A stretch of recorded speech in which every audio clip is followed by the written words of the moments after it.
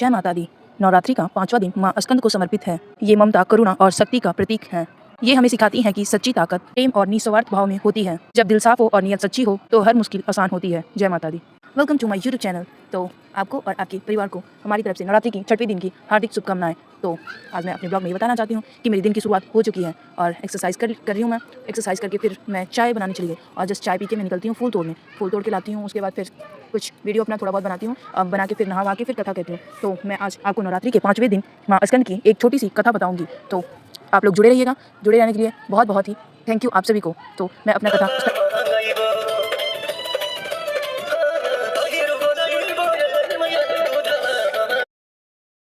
तो यहाँ music on करके फिर मैं चाय पी के फूल तोड़ने जाती हूँ। तो मैं आज 5वें दिन की कथा शुरू करने जा रही हूँ जो माँ स्कंद की है। तो स्कंद माता की 4 भुजाएं हैं। Happy Navratri to all. ये माँ का वो रूप है जो अपनी गोद में पुत्र कार्तिकेय को माता स्कंद उनके हाथों में कमल का फूल है, जबकि एक हाथ में उन्होंने अपने पुत्र भगवान कार्तिकेय को गोद में लिया हुआ है। उनका चौथा हाथ अभय मुद्रा में है जो भक्तों का आशीर्वाद देता है। वह एक कमल के आसन पर विराजमान है और उनका वाहन सिंह है। यह स्वरूप उनकी सौम्यता और शक्ति का अद्भुत संगम है। कमल का फूल उनकी पवित्रता और शांति का प्रतीक है, जबकि सिंह उनकी शक्ति और निर्भयता को दर्शाता है। माँ स्कंद से जुड़ी पौराणिक कथाओं के अनुसार तारकासुर नामक के एक शक्तिशाली राक्षस था। उसने अपनी कठोर तपस्या से ब्रह्मा जी को प्रसन्न कर उनसे यह वरदान कर ले लिया कि उसका वध केवल भगवान शिव के पुत्र ही कर सकते हैं। इस वरदान के कारण तारकासुर ने तीनों लोक में हाहाकार मचा दिया और देवता भी उसके अत्याचारों से त्रस्त थे। सभी देवता ब्रह्मा जी के पास गए और उनसे इस समस्या का समाधान करने की प्रार्थना की। ब्रह्मा जी ने उन्हें बताया कि केवल भगवान शिव और देवी पार्वती के पुत्र की तारकासुर का वध कर सकते हैं। उस समय भगवान शिव गहन तपस्या में लीन थे। देवताओं ने कामदेव से मदद मांगी ताकि वे भगवान शिव की तपस्या भंग कर सकें और देवी पार्वती ने उनका विवाह हो सके। कामदेव ने भगवान शिव की तपस्या भंग की, जिससे शिव जी क्रोधित हो गए और उन्होंने कामदेव को मारने कर दिया। बाद में शिव जी ने देवी पार्वती से विवाह किया और उनके पुत्र के रूप में भगवान कार्तिकेय का जन्म हुआ। भगवान कार्तिकेय को देवताओं का सेनापति बनाया गया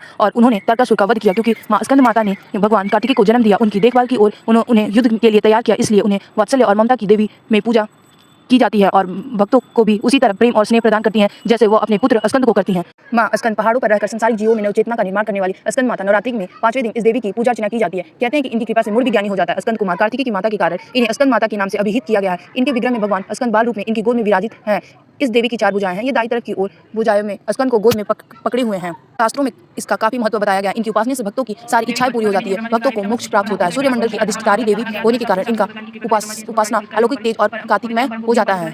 उनकी पूजा से मोक्ष का मार्ग सुलभ है। यह देवी विद्वानों और सेवकों को पैदा करने वाली शक्ति है, यानी चेतना का निर्माण करने वाली है। कहते हैं कालिदास द्वारा रघुवंश महाकाव्य और मेघदूत रचना स्कंद माता की कृपा से ही संभव हुई थी।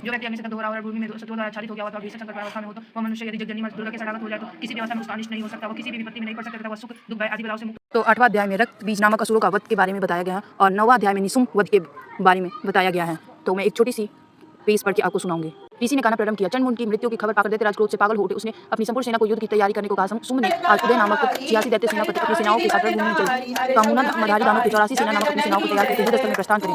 कोट वीर्यावंश के 50 और ध्रुव काल के 100 सेनापति मेरी आज्ञा से आज युद्ध में चले। कालक, दोहिद्र, मौद्र और कालके नामक दैत्य भी आज मेरी आज्ञा से तुरंत कूच कर दे। शुंभ का सबको आदेश देकर हजारों बड़े बड़े दानव समूह के साथ स्वयं रणभूमि में चला गया। अपनी और विशाल असुरी सेना को अन्य होते देखकर देवी चंडिका ने धनुष प्रकार से समस्त चित्ते और आकाश मार्ग को प्रकंपित कर दिया।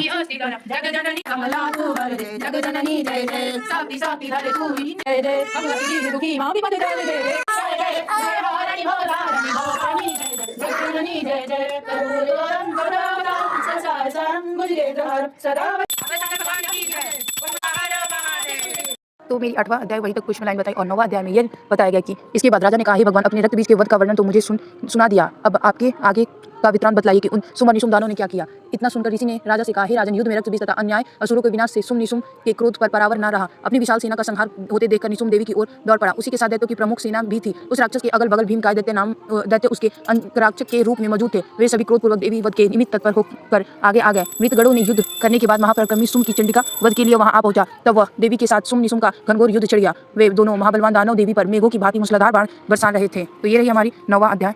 तो एक बार प्रेम से बोलिए जय माता दी।